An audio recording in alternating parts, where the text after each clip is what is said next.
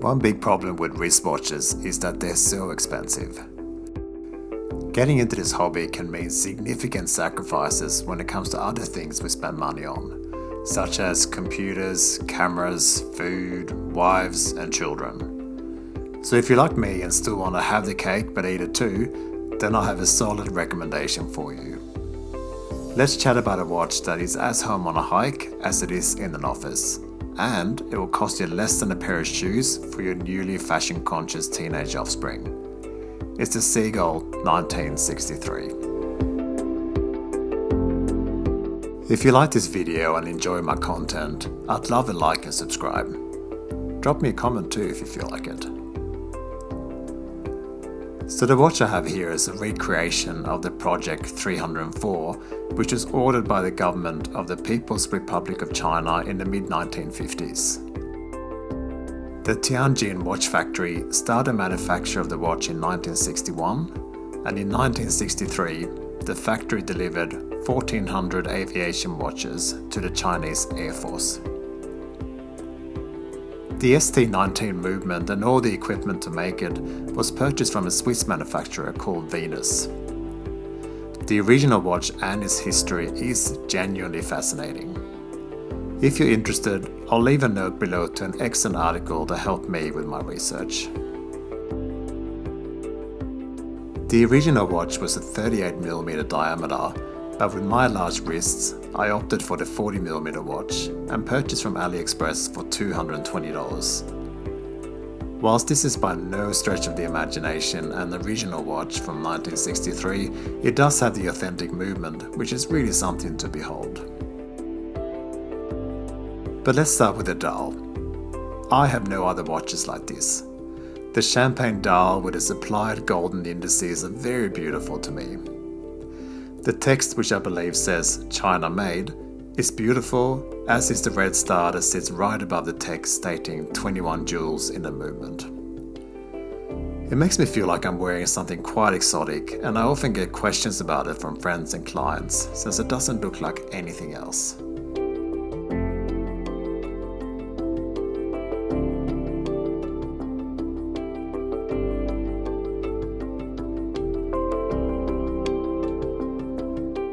Unlike the original, the dial is covered by sapphire glass, so I don't have to worry too much about scratches.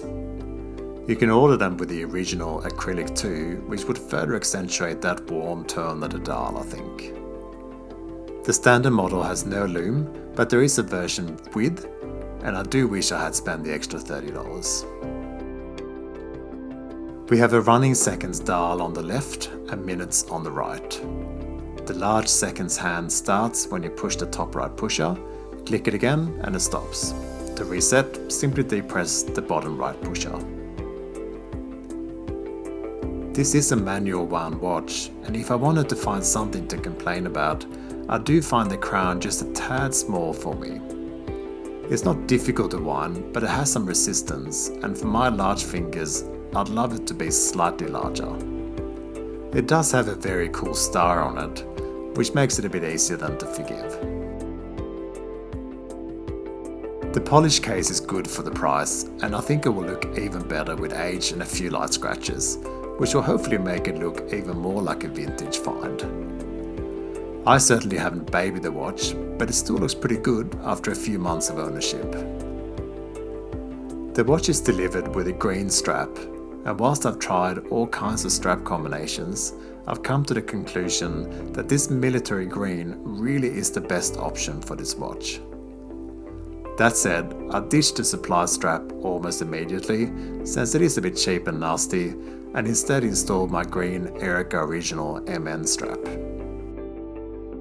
These straps are usually seen with the classic stripe in the middle, but the two that I own, I ordered without the stripe, which to me makes them so much more versatile. It is also supremely comfortable, and this green variety has also been very durable. The fact that the cost of the straps is not far off the watch is not ideal, of course, but I highly recommend it if you can justify it. Okay, so finally to this movement. I actually came across the Seagull movement in one of the brand Baltic's early watches, and I love the look of it.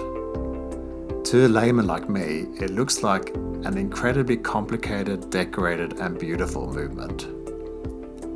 It is a manual wound movement as mentioned, which means there's obviously no rotor in the way, and you get a full view of the many glorious cogs and levers. Seriously, you could stare at this forever. Of course, getting a bit closer will reveal small flaws, but honestly, no one will buy this watch and expect any different. The main concern here really is servicing. I've had it said many times that it's close to impossible to get the movement serviced locally, or if it can be, it will be at a price of many times the cost of the watch. So that brings up the question of waste. When this eventually ceases up, what will you do? Send it back to China for a movement replacement? Or just toss it and get a new one? I suspect that the uncomfortable answer to that question is the second option, and that's a shame. That said, if you've made your own memories and personal connection to your watch, perhaps you'll feel that it is worth the cost to have it serviced and returned. Unlike smartwatches that will be obsolete in 3 or fewer years, a mechanical watch will always be able to tell the time and essentially never become obsolete. And this is one of the reasons that I stopped wearing smartwatches. So would I recommend a watch? Yes, I absolutely would. There are dozens of iterations of the watch, and you can buy one that's made under license and slightly closer to the original.